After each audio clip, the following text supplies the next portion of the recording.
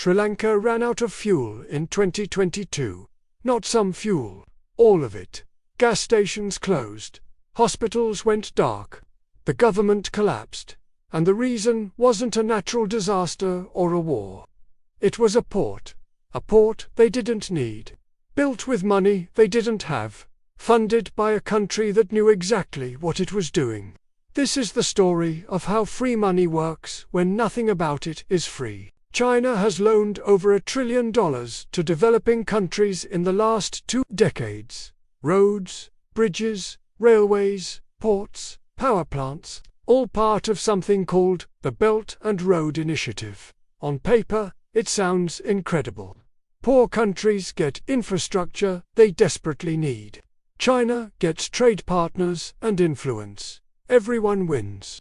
Except that's not what's happening, because buried in those loan agreements is a very old, very simple trap, and once you're in it, there's no way out. Let's start with what makes this different from normal international lending. When the World Bank or the IMF loans money, they're annoying. They demand reforms. They want transparency. They tell you how to run your economy. It's invasive and humiliating, and countries hate it. China doesn't do that. China shows up and says, "You need a highway, we'll build it. You need a dam."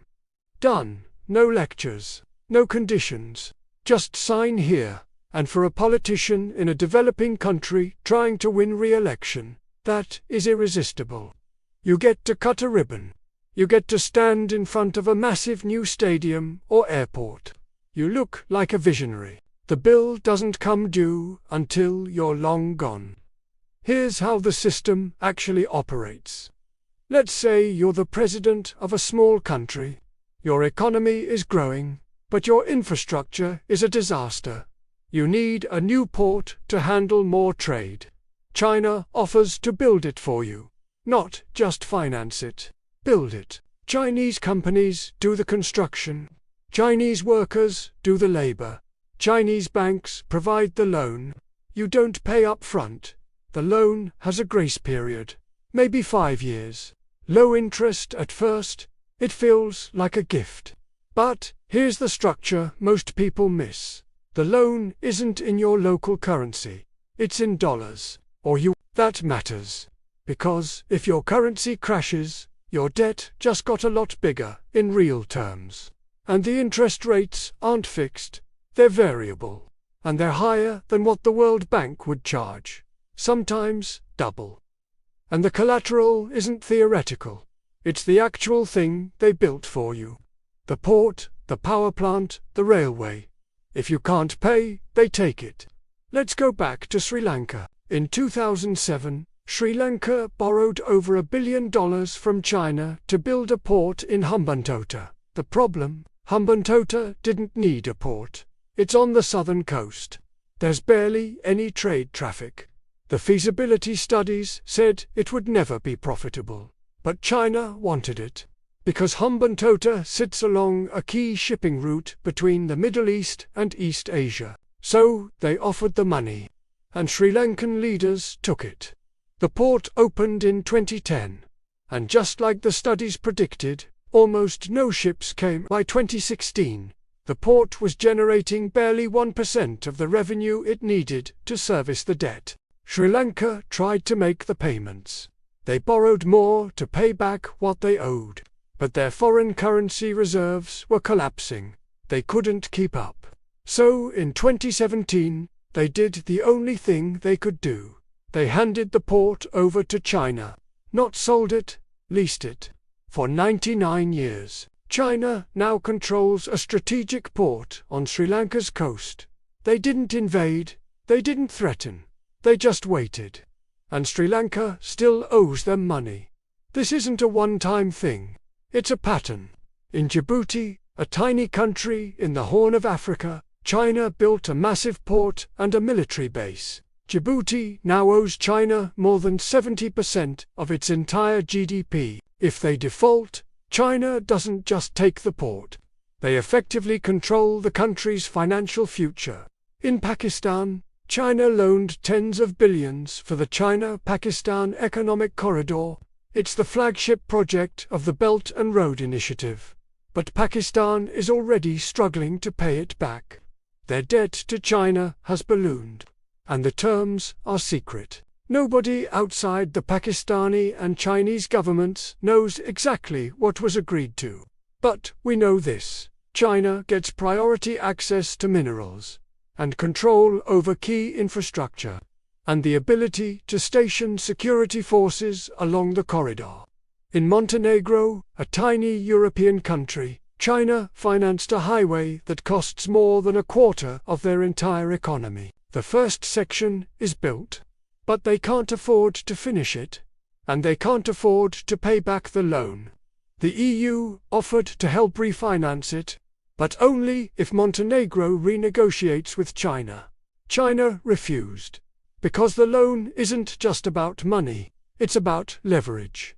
Here's the uncomfortable truth: China isn't doing this because they're bad at lending. They're doing it because the model works exactly as intended. Think about it from China's side. They have a massive trade surplus. They're sitting on trillions in foreign reserves. They need places to put that money. And they need access to resources: oil, copper, lithium, rare earths. And they need geopolitical influence in a world where the US still dominates global institutions. So they loan money to countries that are desperate for infrastructure. If the country pays it back, great. China earns interest. If the country can't pay it back, even better. China gets the infrastructure. They get the resources. They get a foothold. And the debt doesn't go away. It just gets restructured. Which means the country stays dependent. It's not charity.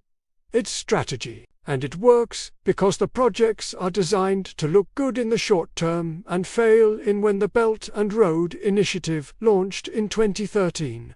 The hype was enormous. China was going to rebuild the Silk Road. They were going to lift entire regions out of poverty. Western commentators called it the most ambitious infrastructure project in human history.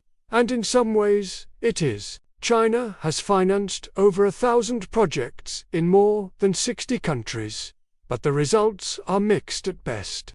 A study by Aid Data, a research lab at William and Mary, analyzed 13,000 projects financed by China. They found that over 40% of Belt and Road projects are facing major implementation problems: cost overruns, corruption, environmental damage, labor violations, and many of the projects just don't make economic sense. Railways that don't connect to anything, stadiums that sit empty, power plants that produce more electricity than the local grid can handle.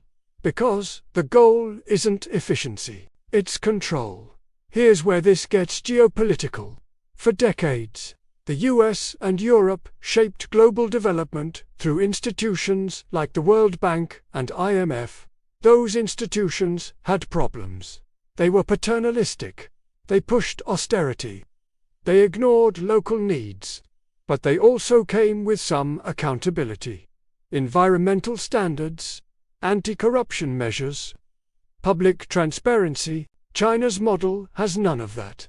And countries are choosing it anyway, because it's faster, it's easier, and it doesn't come with a lecture about democracy.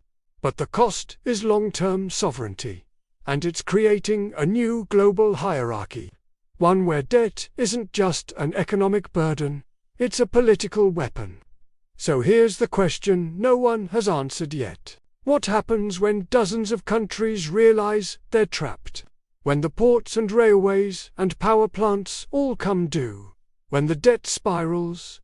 When the currency collapses? Do they default and lose the assets? Do they renegotiate and lose their autonomy? Or do they band together and refuse to pay? Because if enough countries default at once, China has a problem. They can't seize infrastructure in 30 countries simultaneously without looking like an imperial power. And that's the thing about debt traps. They only work if the borrower plays along. Sri Lanka handed over the port because they thought they had no choice.